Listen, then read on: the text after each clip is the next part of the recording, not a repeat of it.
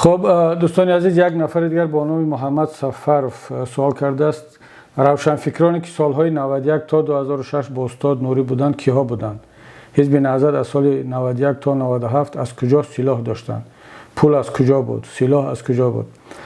برادر محمد، روشنفکرانی که سالهای گذشته تا 2006 در همراه استاد نوری بودند، اون روشنفکران هنوز هم همراه مبارزین هستند، همراه نهضت اسلامی تاجیکستان، همراه پیمان ملی تاجیکستان. بله، در همون سالها هنوز از سالهای اول مبارزه بعضی از کسانی که با هر غرض و مقصد آمدند با نهضت، با نیروهای مبارز پیوسته بودند، یکی پس دیگر رفتند از پهلوی نهضت، از مثل شادمان یوسف برای مثال، و اول آمد چند تا شعاری ضد روسا هم در دوشنبه صدا داد، دردی سر رو برای ملت و مردم ایجاد کرد. بعد یک سال دو سال همراهی با مبارزین، با اینات، اونم کنار رفت و این روند ادامه داشت. اما شخصیت های مثل مرحوم عطاخان لطیفی، حبیب سنگینوف، عبدالنبی ستارزاده، طاهر عبدالجبار و دهها،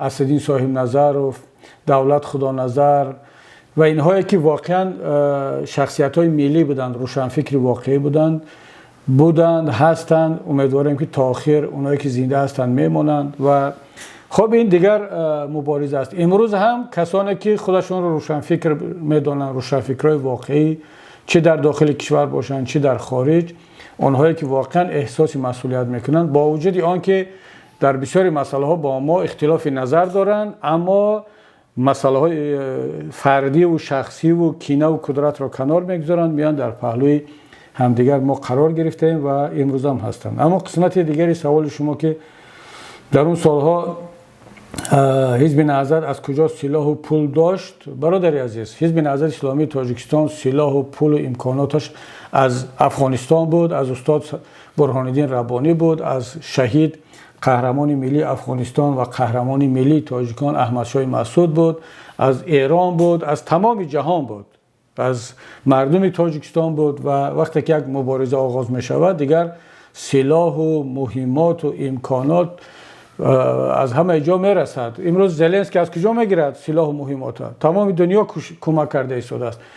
تمام اون قسمت دنیا که برایش عدالت و انسانیت ارزش دارد، همه در پهلوی زلنسکی و در پهلوی مردم اوکراین ایستادن. اما اون قسمت دیگری دنیا که از دیکتاتورها عبارت است و خودتان میدونید کدام قسمت دنیا، اینا دیگر علیه اوکراین و علیه زلنسکی هستند. زلنسکی نه عضو نهضت است، نه حتی نه مسلمان است، حتی مسیحی نیست، یهودی تبار است. اما ببینید که مبارزه و پایبند بودن به ارزش‌ها انسان را، یک مسخره باز را، یک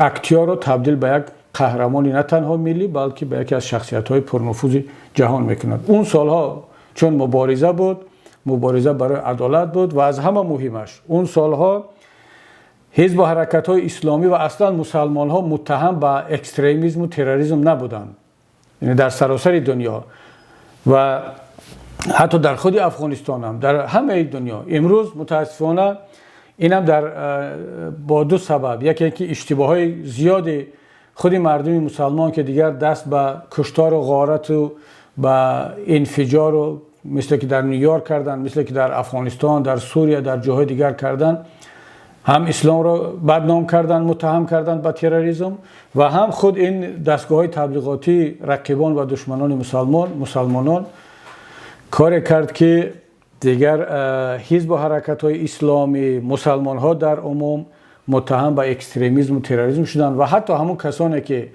یک زمان به مسلمان ها کمک میکردند، مثل که در افغانستان، ایران و کشورهای دیگری اسلامی، پاکستان و کشورهای دموکراتی، حتی امروز دیگر از کمک و پشتیبانی از نیروهای مصالحت آمیز و معتدل اسلامی خودداری کرده ایستادند. بنابراین برادر عزیز، دیگر به کسی پوشیده نیست و ما پنهان هم نمیکنیم که اون سالها امکانات و سلاح و مبلغ‌های نهضت اسلامی تاجیکستان، اینات و مبارزین از کجا بود. سلامت باشی برادر.